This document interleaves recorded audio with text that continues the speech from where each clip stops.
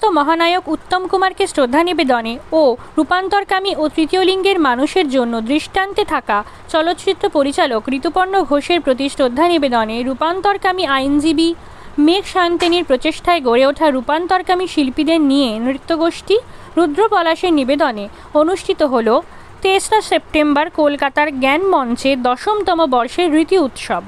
এই অনুষ্ঠানে রূপান্তরকামী নৃত্যশিল্পীদের নৃত্যনাট্য নতুন প্রাণ দাও এর মধ্যে দিয়ে ঋতুপর্ণ ঘোষকে শ্রদ্ধা অর্পণ করা হয়। আলোক ফাউন্ডেশনের কর্ণধার আইনজীবী দেবযানী ঘোষের সহযোগিতায় আয়োজিত এই বিশেষ অনুষ্ঠানে বিশেষ অতিথি রূপে উপস্থিত ছিলেন এমএমআইসি দেবাশিস কুমার। এছাড়াও এই অনুষ্ঠানে বিশেষ মাত্রা যোগ হয় বিশিষ্ট ব্যক্তিবর্গদের ঋতু সম্মান প্রদান অনুষ্ঠান।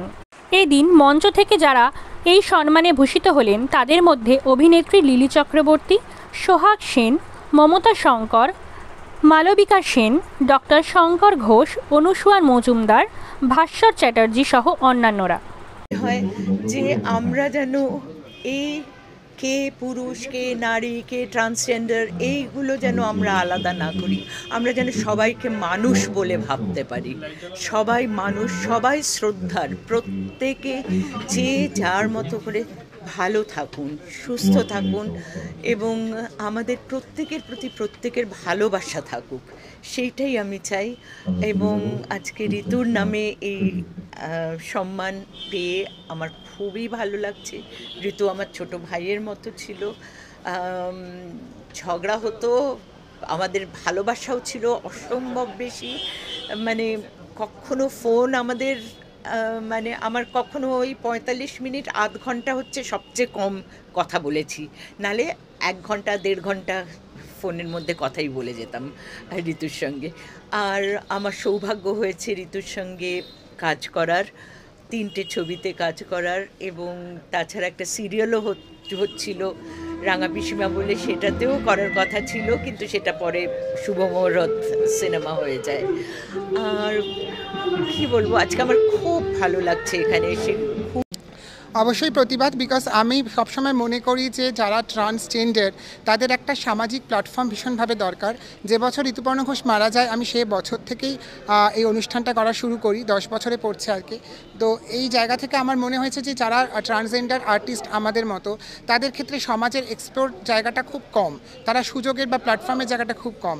সেখান থেকে আমার ঋতু উৎসবের ভাবনা, এবং ঋতুপর্ণ ঘোষ যেহেতু আমাদের সমাজের জন্য বা আমাদের কমিউনিটির জন্য একটা খুব বড় মেসেজ ছিল, সো তাকে উৎসর্গ করে, তাকে মানে শ্রদ্ধা জানিয়েই আমরা এই প্ল্যাটফর্মটা করছি এবং এই জায়গাটাকে তৈরি করেছি।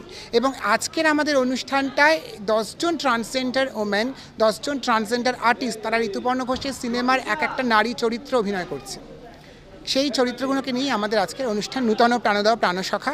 এবং তার পাশাপাশি আমরা যেহেতু আজকে মহানায়কের উত্তম কুমারের জন্মদিন, তাই তাকেও আমরা স্মরণ করছি। তাই আমরা পুরো অনুষ্ঠানটার নাম দিয়েছি অরুণ আলোয় ঋতু উৎসব, অরুণ আলোয় ঋতু যাপন, যার মাধ্যমে আমরা ঋতুপর্ণ ঘোষকেও সেলিব্রেট করছি, তার পাশাপাশি আমরা মহানায়ক উত্তম কুমারকেও স্মরণ করছি। আর আমার সাথে আছেন আমাদের হাইকোর্টের অ্যাডভোকেট শ্রীমতী দেবযানী ঘোষ এবং অলোক ফাউন্ডেশন।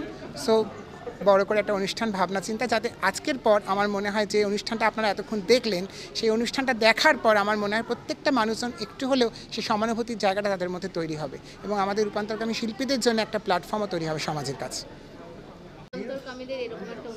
এটা একটা ব্যতিক্রমী অনুষ্ঠান।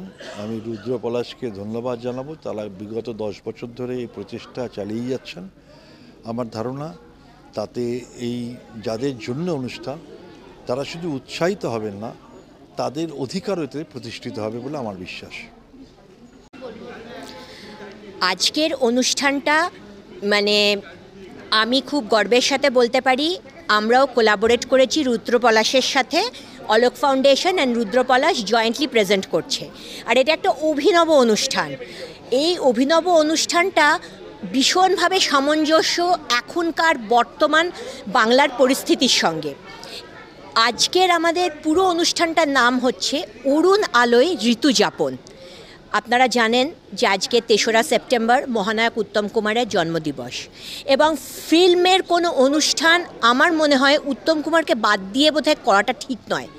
এবং কাকতালীয়ভাবে আজকের দিনটাই পড়েছে ওনার জন্মদিবস। আমরা প্রথমে ওনাকে শ্রদ্ধা জ্ঞাপন করে আমাদের মূল প্রোগ্রামে যাব, যেটা আমাদের সেকেন্ড হাফে আছে ঋতু উৎসব।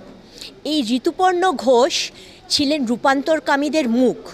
তিনি ওদের অধিকার নিয়ে প্রথম মুখ খোলেন এবং একটা লড়াইয়ের রাস্তা ওদের দেখান। আর আজকেও কিন্তু আমরা ডাক্তাররা বিশেষ করে এবং সর্বস্তরের সর্ব জায়গার মানুষও অধিকারের জন্য লড়ছে, প্রতিবাদ করছে। কিসের অধিকার? সিকিউরিটির অধিকার। উনি চেয়েছিলেন রূপান্তরকামীরা যেন সমানাধিকার পায়, সমাজে জায়গা পায়। কিন্তু সমাজে শুধু জায়গা পেলেই তো হবে না। আমি যদি সেই সমাজটাতে সেফ অ্যান্ড সিকিওর না হই, তাহলে সেই সমাজে আমার জায়গা পাওয়া আর থেকে না পাওয়াটাই বোধহয় ভালো। আর আজকের এই অনুষ্ঠানটা আমাদের একটা প্রতিবাদও বটে এই বর্তমান পরিস্থিতির।